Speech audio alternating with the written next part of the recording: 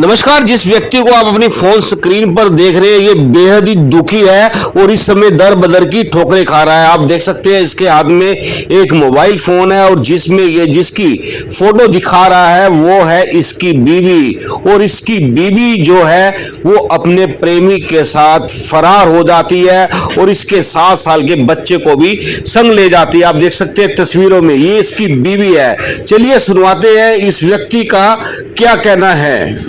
चलो घर। मैंने ये बात सोचने लगी कि ये अपने आप क्यों बोल रही है। उसके बाद मैं कंपनी में फिर भी काम करने गई और ठेकेदार से बोला कि मेरे को हिसाब चाहिए, मैं घर जाऊंगा। ठेकेदार ने बोला 1-2 दिन रुक जाओ, उसके बाद जाना। मैं ठेकेदार से बिना हिसाब लिए ही मैं और मेरे पत्नी गांव चले गए। गांव जाने के बावजूद मेरा काम मैं अपने गांव से 40 किलोमीटर अलग भट्टे पे काम कर रही थी, जो कि ये लड़का मेरे गांव में भी फ़ोन करने लगा। मेरा पत्नी उससे बातचीत कर रहे थे। मैं अपने भट्टे पर से फ़ोन कर रहे थे पत्नी की, मेरा फ़ोन रिसीव नहीं कर रहा था। फिर मैं अपने भट्टे पर से आई तो मैं अपने पत्नी से बोला कि तू मेरा फ़ोन क्यों नहीं रिसीव कर रहा है। ये बात सुनकर मेरे पत्नी ने मुझसे गाली गलौज की। उसके बाद मैंने उसके साथ मारपीट की। मारपीट करने के बाद मेरे पत्नी चले गए अपने मायके गए। उसके बाद फिर मैंने काम पे चले गए। काम पे जाने के बाद 1 हफ्ते बाद मेरे पत्नी फ़ोन किया कि लड़ाई झगड़ा पति पत्नी के आपस में होती रहती है, आप यहाँ आइए। उसके बाद मैं काम पर से वहाँ वापस आई, उसके मायके गई। मायके जाने के बाद मेरे पत्नी ने कहा कि आपकी कमाई से नहीं पूर रहा, फिर परदेश चलो, हम दोनों कमाएंगे। मैंने उसके बाद काट दिया। मैं कहा तुम्हारे साथ परदेश नहीं जाऊँगा, मैं जा रहा हूँ अपने काम पर। उसने अपने मम्मी से बोला कि ये जहाँ काम करती है एक लड़की से बातचीत करती है। उसके मम्मी ने उसके बात सुनकर उसी को बात मान गए और बोले कि आप दोनों मिलकर परदेश जाए। हम उसके मम्मी से भी बोल दिए कि आपको लड़की अगर भाग जाए तो कल को ये मत कहना कि मेरे लड़की को आप मार दिए चाहे कुछ कर दिए, आप अपने लड़की को समझा लीजिए। लेकिन फिर भी उसका मम्मी ने बोला कि आपके गांव के लेडीज़ जाते हैं तो परदेश कमाने क्या वो गलत हो जाते हैं। तो उसकी बात मैंने सुनकर ये बात मेरे को मन में दिक्कत आ गई। मैं अपने पत्नी को बोले ठीक है चलो बाहर। तो भागे 6ठा महीना 19 तारीख को भागे हैं। कंप्लेन में बुढ़िया थाना में दी।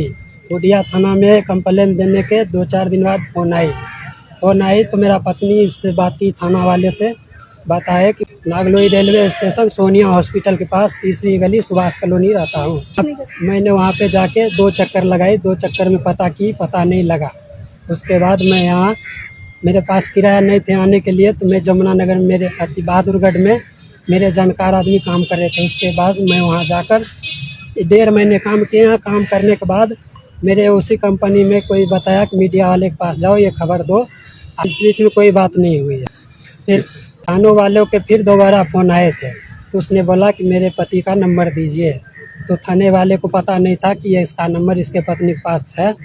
मेरे पत्नी गया था तो मेरा मोबाइल लेके गया था। उसके जाने के बाद मैं अपने भाई का नंबर चला रहा हूँ, उसके पास मेरा फ़ोन नंबर नहीं है। इसलिए मैं दोबारा थाने फ़ोन 3रा बार किए तो थाने वाले बताया कि इसमें अब मैं कुछ नहीं कर सकता हूँ, आपके पत्नी फ़ोन नहीं किया है। मेरा 7 साल की लड़का है। मैं यही चाहता हूँ कि अगर मेरा पति और वो लड़का राज़ी है तो कोर्ट से शादी कर ले और मेरा 7 साल की लड़का है, लड़का मेरे को वापस दे दे। मेरे गाँव से जो मेरे पत्नी आया था तो मेरे को पता नहीं लगने दिया। मेरे नाम से मेरा प्रूफ जमा करके 45,000 का किस्त उठा के उस लड़का के साथ फरार है। घर से 45,000 की किस्त उठाया है, जिसमें किस्ती वाले ने मेरा गांव में मेरा घर तोड़ रहा है, सामान लूट रहा है घर का। मैं गरीब आदमी बाल बच्चे के लेकर कहाँ सड़क पे नहीं रह सकता हूँ। मैं यही चाहता हूँ कि मेरा लड़का दे दे और मेरा 45,000 जो किस्त लिया है वो किस्ती जमा करें। पटना की रहने वाले सूरज नाम की लड़का है जी। दोनों एक ही सेक्शन में थे, उसके सेक्शन से अलग हम कहाँ रहते थे। जब से मेरे को पता लगा मैं अपने चक्कर काट के पत्नी को देख रहे थे, लेकिन उसने मेरे को पता नहीं लगने दिया। जिस रात में मैंने उसको पकड़ा और पूछा कि किससे बात कर रहे थे, तो कभी बताया ठेकेदार था, कभी बताया ठेकेदार का भाई था, कभी कहता करनाल से फ़ोन आया था। उसने सच्चाई मेरे को नहीं बताया। तो मैं यही कहूँगा अगर मेरे पत्नी उसके साथ खुश है तो दोनों कोर्ट से शादी कर लें। वाइफ का नाम है ललिता जी। मैं इस बार जो लेकर आए हैं ना, तो मैं ड्यूटी चल जाते थे। इसमें लिखा है बलिंदर और उसके बीवी है।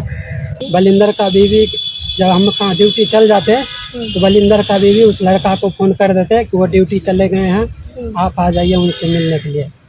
हमारे बीवी को बिगाड़ने में बलिंदर को बीवी का हाथ है। घर से गई है, ये 19 तारीख को गई है, मेरे 7 साल को लड़का के ले गई है और बिहार से 45,000 रुपये किस्त उठा लिए हैं, जो जमा नहीं कर रहे हैं। किस्त वाले मेरे को गाली गलौज करता है, सारे सामान लूट लिया है।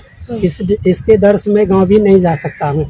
किस्त वाले बोला है किस्त नहीं दिया तो मैं तुम्हारे बना हुआ मकान भी तोड़ देंगे। कितनी है 45,000 की। तो करनाल इसलिए हम आए, हमारे बड़ा लड़का था, वो वहाँ पे रो रहे थे, रहना नहीं चाहते थे।